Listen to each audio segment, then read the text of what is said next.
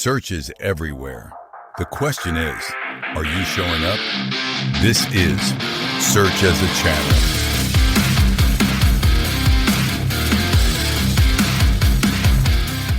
Imagine looking at your website analytics dashboard. You're probably staring at Google Analytics right now, seeing those clean, precise little charts. Right, the ones we all rely on. Exactly. You've got a steady stream of visitors, page views ticking up, bounce rates fluctuating, and you look at that screen and think, you have a perfectly illuminated map of exactly who is visiting your site. And what they're consuming. Yeah, but what if that dashboard is actually like a broken window? What if it's completely blind to a massive invisible ecosystem of bots that are just devouring your content right at this very second? Reshaping your brand's digital footprint without leaving a single trace. Welcome to the Deep Dive. I'm your host, and today we're looking at an incredible stack of sources to uncover exactly what is happening in that dark space. And I'm thrilled to be here to break this down with you, because we all rely on those metrics, right? They're categorized, colorful, and, well, comforting. Very comforting. But our sources today, we've got a revealing internal discussion from Google's Gary Illies and Martin Splitt, alongside two really eye-opening growth intelligence briefs from Kevin Indig. Oh, and that fascinating technical experiment by Metahan Yesalert. Yes. So our mission today is to unpack the hidden reality of how search engines and AI models actually crawl the web, and why the traditional metrics for online visibility you rely on every single day might be completely leading you astray. It's a massive shift. The reality operating just beneath the surface of the modern web is profoundly different now. Okay, let's unpack this. To understand this new AI reality, I feel like we have to start by shattering the biggest myth we all have about the internet. Which is? The idea that when you publish a new page, one single diligent entity called GoogleBot comes to look at it. Yeah. Letting go of the idea of a single Googlebot is honestly the mandatory first step to understanding modern search infrastructure. Because it's a total illusion, right? Completely. I mean, the term itself is a historical misnomer. Google openly admits it's just a relic from the early 2000s. Back when they basically just had one thing. Exactly. Back then, Google essentially had one core product search. So they had one primary crawler. The singular name totally made sense. But fast forward to today. Right. Today you have AdWords, image search, Google News, and just like countless internal microservices that all require fresh web data to function. See, in my head, and I think for anyone listening who grew up in the early SEO era, Googlebot is like a single, highly efficient librarian. A librarian. I like that. Yeah. Like you put a new book on the shelf, the librarian walks over, inspects the table of contents, and puts a neat little card in the master catalog. Right. But reading through Gary Illies' explanation of how their systems actually operate, it sounds less like a single librarian and more like a giant trench coat hiding hundreds of different entities all stacked on top of each other. That is a much more accurate visual. So if Googlebot isn't the crawler, what actually is it? Well, what's fascinating here is that Google operates a massive, centralized, internal crawling infrastructure. Gary Illies compared it to a software-as-a-service platform that only exists inside Google's walls. Like an internal SaaS product. Exactly. He gave it a hypothetical internal name, so let's just call it Jack. Jack is the actual physical infrastructure doing the heavy lifting. Yeah. Googlebot is just one of many clients that calls Jack's API endpoints to request data from the open internet. So if I'm an engineer on a random internal Google team building some new feature, I don't write my own web scraper to go out and get the data I need. No, not at all. You just ping Jack. I just say, hey, Jack, I need the HTML from these 10,000 URLs. Yep. You ping the API and pass along a very specific set of parameters. You tell the infrastructure what user agent you want to broadcast. Which is basically the name tag you wear when knocking on a website's door. Exactly, the name tag. And you tell it how long you're willing to wait for the data to return and what specific robots.txt rules you intend to obey. And then Jack just handles it. Right. The infrastructure takes that request, manages the bandwidth, ensures it doesn't overwhelm the target server, and fetches the bytes. It centralizes all of it. Yes. But this is where the scale of the operation gets kind of murky for me. Because Illies mentions there are potentially dozens or even hundreds of these internal crawlers pinging the infrastructure for various Google products. Oh, easily. And the vast majority of them are entirely undocumented. Wow. Which is wild. Like, why wouldn't a company built on organizing the world's information just list all of their own bots so site owners know exactly who is visiting? It really comes down to a mix of sheer volume and developer practicality. Illy's explained that trying to document hundreds of tiny, highly specific crawlers on a single HTML page. Like their official developers.google.com/crawlers page. Right, that page, it's practically infeasible to list everything there. He called the space on that documentation page valuable real estate. Valuable real estate. It's a web page. I know, but from their perspective, if an internal crawler is tiny, highly specialized, and doesn't pull a significant volume of data, documenting it just creates noise. Oh, I see. So they draw a threshold. They only publicly document the major crawlers or the special ones that hit a certain scale of bandwidth. Meaning there are literally phantom Google bots roaming around our servers right now that we do not have names for. Yep. And this brings up another crucial technical distinction Illy's highlights, the difference between crawlers and fetchers. Okay, break that down for me. Understanding this separation is key to understanding how your server resources are being used. Crawlers perform automated, continuous work in massive batches. Like a systematic sweep. Exactly. Grabbing URLs whenever the infrastructure has available compute power. Fetchers, on the other hand, operate on a completely different logic. How so? A fetcher grabs a single URL and is strictly controlled by a user or a real-time process. There is an actual human or a specific microservice on the other end waiting for the response of that exact singular fetch before they can proceed. Oh, got it. So a crawler is like an automated street sweeper running continuously all night, covering the whole grid. That's a great analogy. And a fetcher is someone using tweezers to pick up one specific item off the pavement because they need it for a project right this second. A very helpful way to visualize the mechanical difference. And Google monitors this entire ecosystem internally. So what happens if one of those undocumented fetchers starts going crazy? Well, if one of those tiny crawlers suddenly starts pulling too much data and crosses their internal threshold, it triggers an alarm. Okay, so they are watching. Yeah.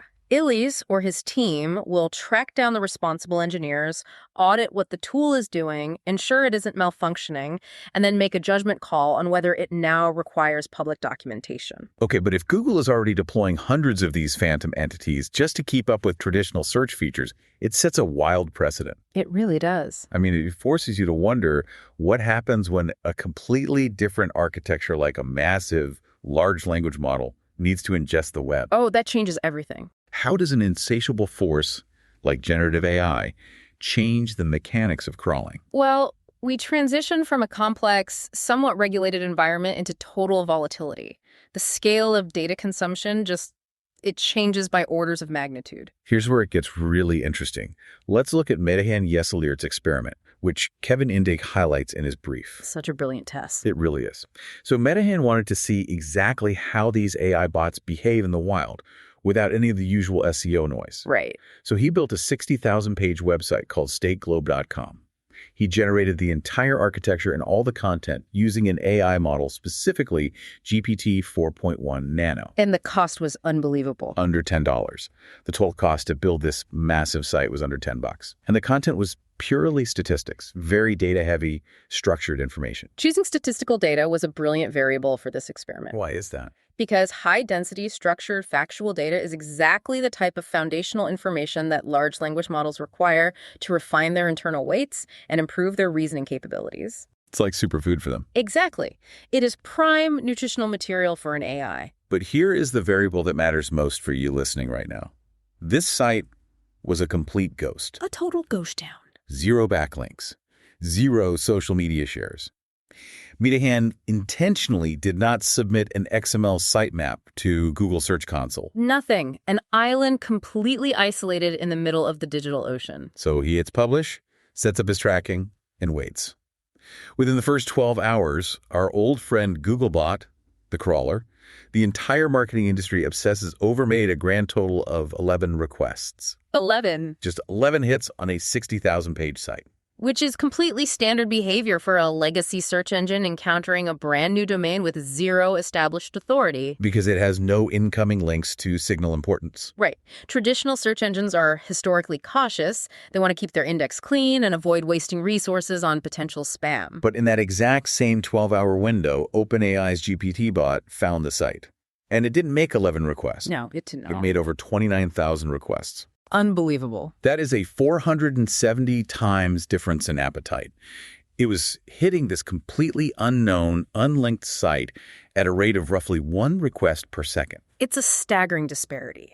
And it perfectly illustrates the sheer aggression of AI ingestion protocols compared to traditional search indexing. Wait, but if I look at my standard Google Analytics 4 dashboard, GA4 claims to have built-in bot filtering technology, right? It does claim that, yes. Are you saying that filtering is useless against something like GPTBot? Mm-hmm. Because if you were a meat hand looking at a GA4 dashboard during those 12 hours, you would see almost zero traffic. It's not that the filtering is failing exactly. It's that the tracking mechanism itself is fundamentally incompatible with how these bots operate. Okay, why? Traditional analytics tools rely on client-side tracking. They inject small snippets of JavaScript code that must run inside a human user's web browser like Chrome or Safari. Okay, so when I click a link, When a human clicks a link, the browser renders the page, executes that JavaScript, and sends a beacon back to the analytics server saying, hey, a user is here. it tracks the environment, the screen size, the session duration, the scroll depth, all of that. Exactly. But bots, particularly ingestion bots like GPTBot, do not operate within a standard web browser. They don't care about the visuals. Right. They do not render the visual elements or execute the JavaScript payload. They act more like an automated assembly line. Which is great. They arrive, strip the raw HTML code down to its component text and data, and immediately leave to process the next URL. So the script never even fires. Because the JavaScript never executes, the analytics tool is completely blind to the event.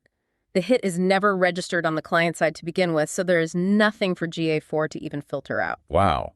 They leave absolutely no footprint in your marketing dashboards. Not at all. But wait, if the dashboards were totally blank, how did Meetahan even know his site was being stripped for parts at a rate of 1 page per second? Because he bypassed the client-side illusion entirely and audited his server-side logs. The server logs. Yes. The server log is the unvarnished truth of every single request made to the hosting machine. And he took it a step further to ensure data integrity. Oui. Well, he didn't just look at the names in the user agent strings, because anyone can write a script and name their bot GPTBot to spoof the system. Oh, true. He verified the raw IP addresses of those 29,000 requests, cross-referencing them against the official IP subnets and autonomous system numbers that OpenAI publishes. Oh, okay. This was cryptographically verified as OpenAI's official infrastructure consuming his site. This completely upends the old SEO model, doesn't it? I mean, the barrier to getting an AI to crawl your site is effectively zero. It's practically non-existent. You don't need a high domain rating. Yeah. You don't need a PR campaign. They will find you, and they will consume your data at breathtaking speed. Yes, they will. Which tells me server-side log analysis isn't just some dusty IT department chore anymore. Absolutely not. The sources make this abundantly clear. Understanding server-side log data has been elevated from a technical maintenance task to a core executive intelligence function. You have to know what's happening. If your reporting stack cannot see the entities that are actively mapping and shaping the future of information discovery, you are flying blind. You have no actual concept of your brand's digital visibility. Okay, let's play devil's advocate for a second. Mm-hmm. Let's say I am a brand manager. I hear my site got crawled 29,000 times by OpenAI in 12 hours. Sounds great on paper. Right. My first instinct is to take the team out for drinks. That sounds like a massive win. Yeah. They clearly value the data I'm producing. Naturally.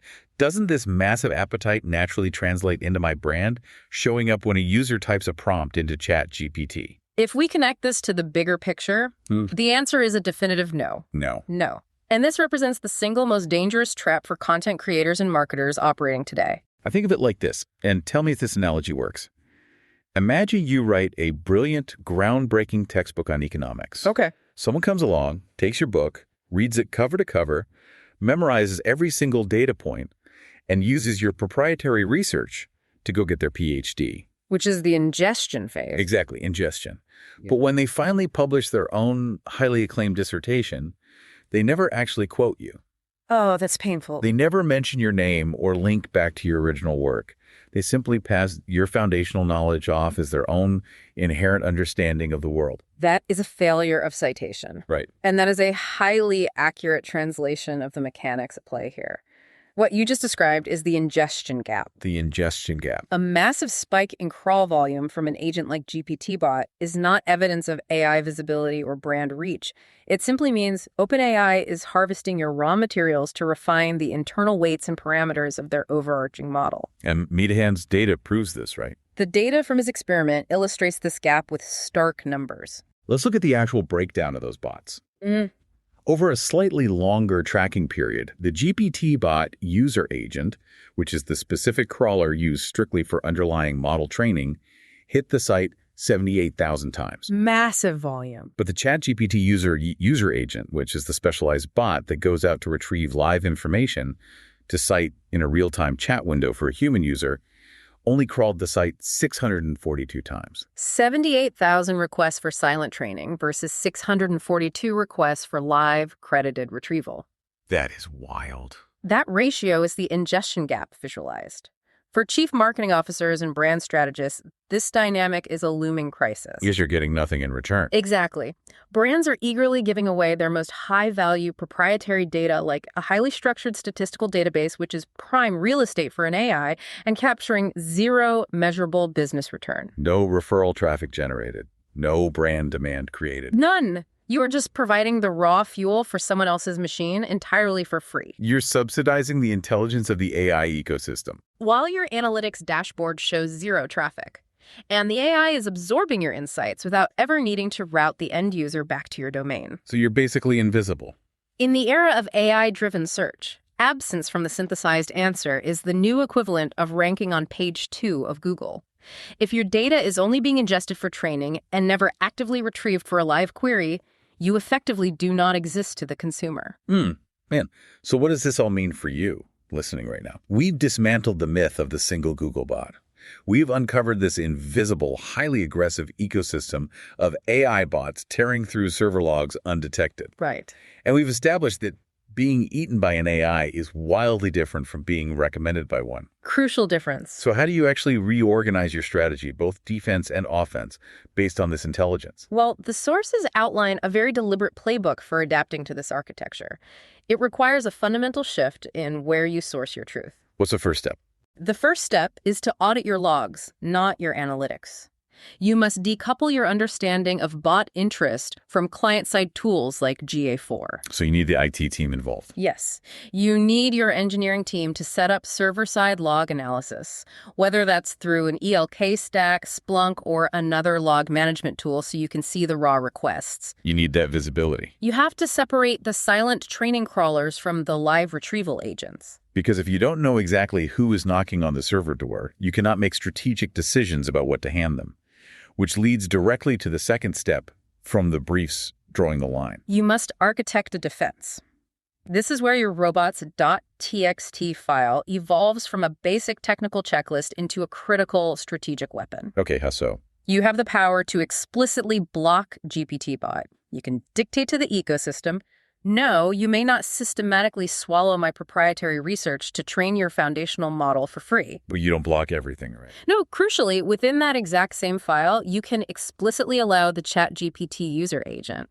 Translating that back to our earlier analogy, you are legally stating you cannot read my entire textbook to get your PhD.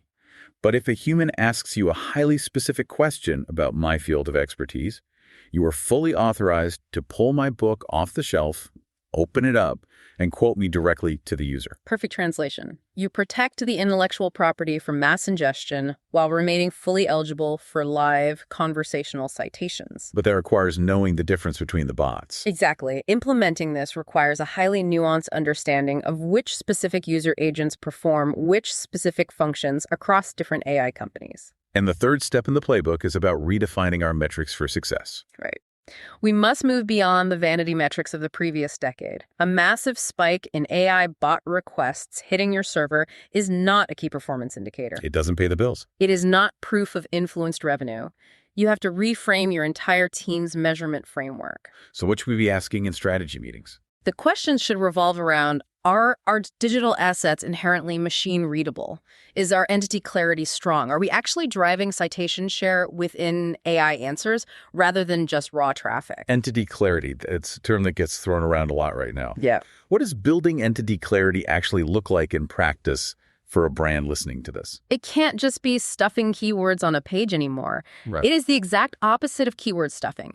Entity clarity is about structuring your data so that a machine can definitively map your brand to a specific concept without guessing. Give me an example of how you do that. In practice, this means rigorous use of schema.org markup to tag your content.